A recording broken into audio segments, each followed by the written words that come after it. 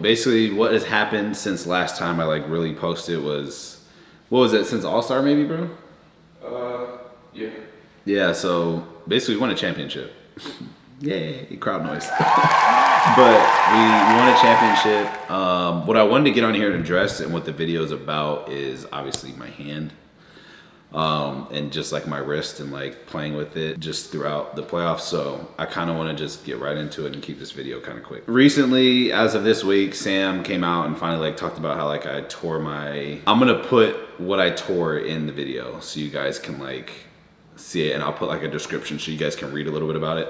But I tore, it's like the scapholunate ligament in my wrist, which gives you like mobility to go down, up, and side to side. Essentially, I tore that one completely. I tore it April 9th, I believe, when we played the Suns. I tore it actually during the game, like the start of the third quarter. So what happened was me and D-Book had a jump ball, and you know how like you like wrestle for the ball and like nobody really wants to like give the ball up. So that's basically what happened. I just remember like pulling my hand out of the mix. It was like a couple people involved in the jump ball. I remember pulling my hand out the mix, bro, and like I kind of like heard like almost like a paper ripping noise or like a air like kind of noise, like a switch. And I'm like looking around a little bit, and then my hand is just on fire. Like the whole top of my wrist is on fire. Now, if I backtrack a little bit, I think what like caused it to kind of just give out was I had been dealing with a wrist sprain already throughout the like majority of the season. So it was very annoying that like I finally had gotten to a point before that where I was shooting better and like it didn't hurt, and I had gotten used to the pain and the sprain was getting better to tearing it completely. So that was a lot. Obviously I finished that game. I remember it was burning, and then I think I took like some ibuprofen during the game and I was good after. Like I didn't really feel it. Obviously in Arizona, like my family and friends are here, so I didn't really think about it too much. I went to the hotel after we had like team dinner, went out with my family. I get to the hotel and like halfway through the night, my hand like swelled up like crazy. Like my fingers are fat, like my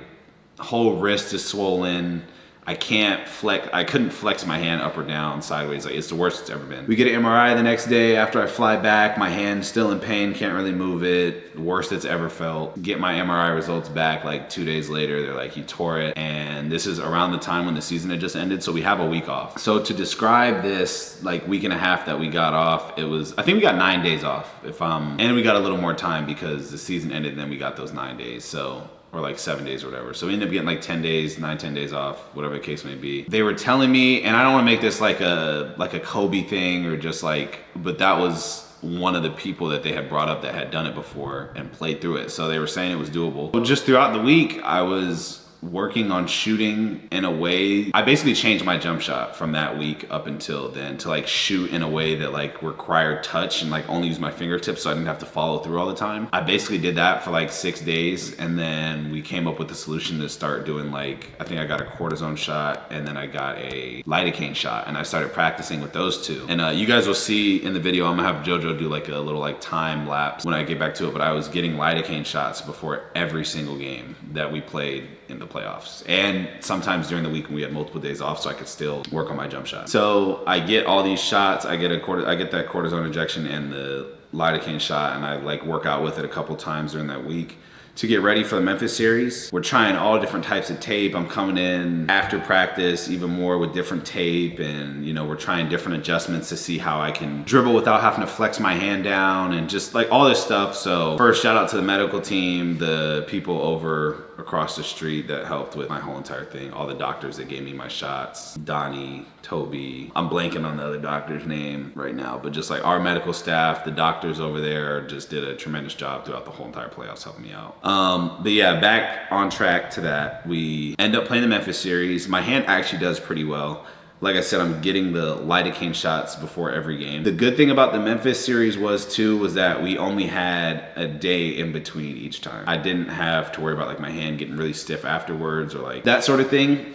So we went through the process of playing Memphis. I would say for Memphis, the game that hurt the most was, I would say probably like after game 3, my wrist was in a bad spot and I had to get another injection of, I think, cortisone. And that like took away the swelling. I don't know how to explain it, but like the swelling would go into the outsides of my hand and it'll make it really hard to go left and right too. And then obviously the state of the tear that I had going all the way down and up was bad. And if you know, like from shooting, like setting the ball under under your hand is like a really important part of shooting. So like I said, I changed my jump shot around to like do a lot of things. So like catch and shooting was really hard because you just can't set your hand to be ready for it. And it's like I had to like slide my hand under and like get the ball prepped, so my jumper was a little slower. My release point was different. Everything was like revolved around like my fingertips and like really jumping on a lot of my jump shot to like not have to flex my fingers all the way down. And so like the more the series went on, like the more practice I just had with like shooting it in live game reps. Obviously the taping that I was doing, that, you know, there will be pictures in this video as well that you can kind of see. Like we did different types of tape almost every game until something worked. We finished the Memphis series, we get a little more time off.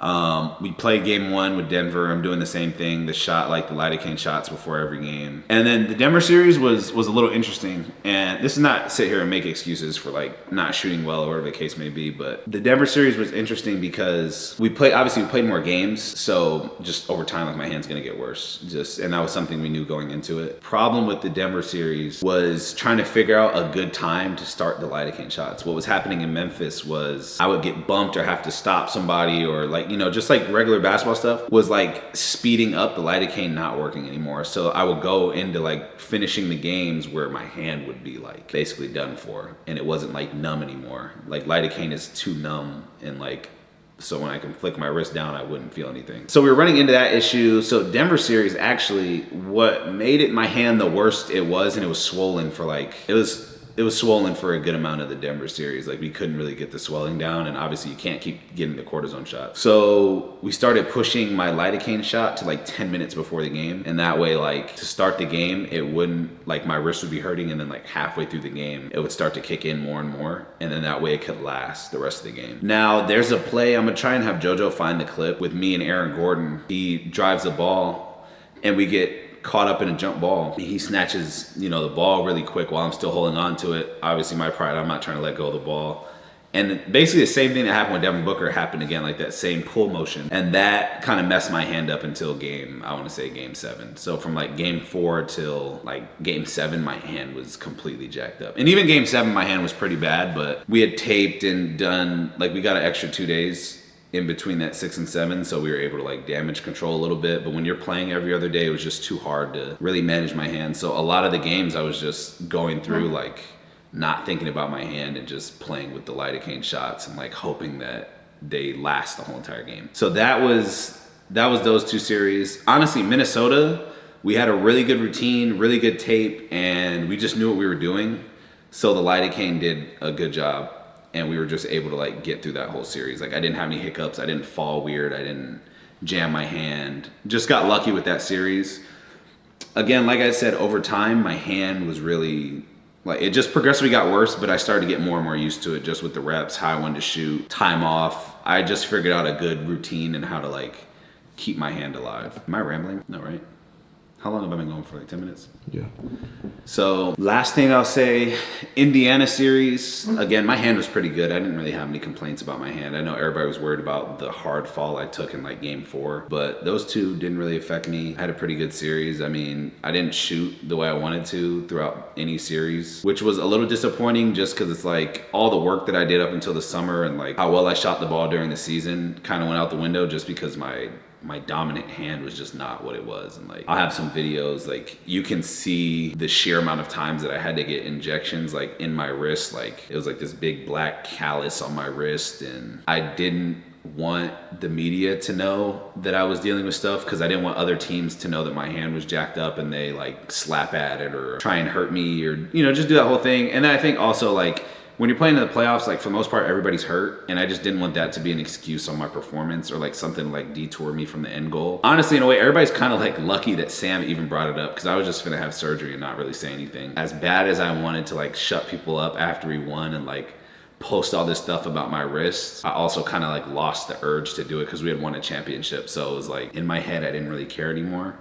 So that's where I was going with my wrist thing. I didn't want that to be a distraction or something stopping me from being as great as I can be. So I didn't really think to say anything. Now, I'm not gonna lie, there was a lot of nights I didn't sleep because when the lidocaine wore off, like my hand was just in such a state of like pain and it was hard to like dull it.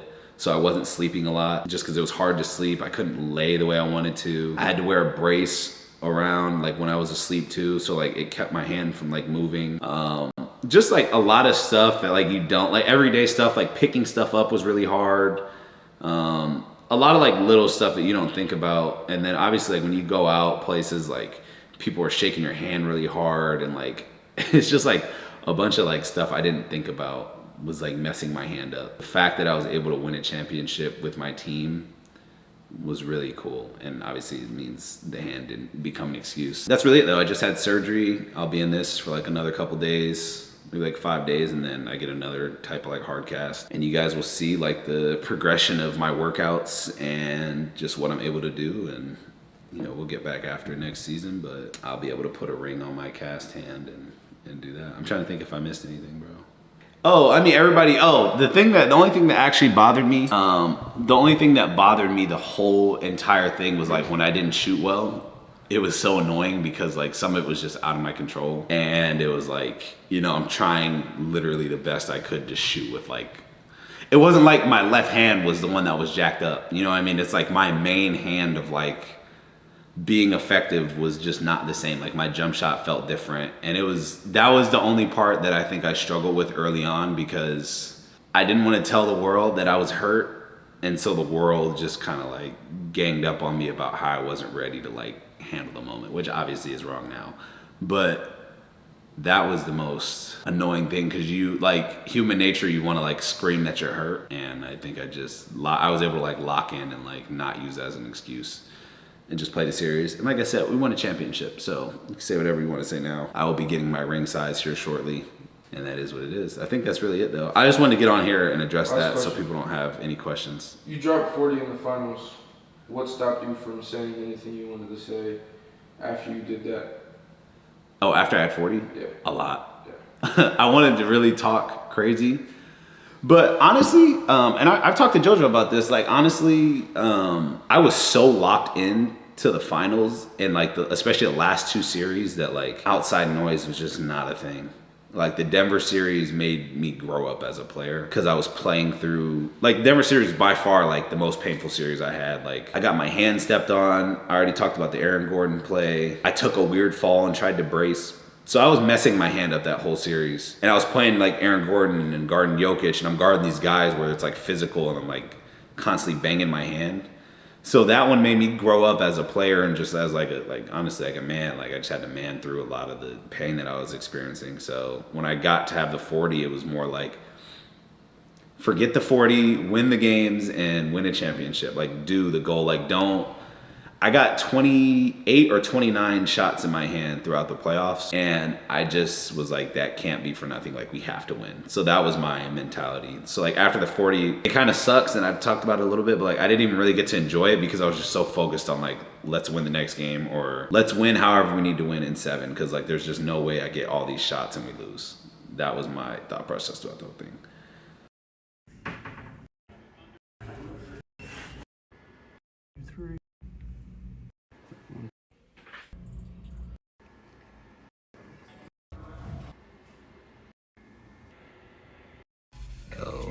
Hey. Stick.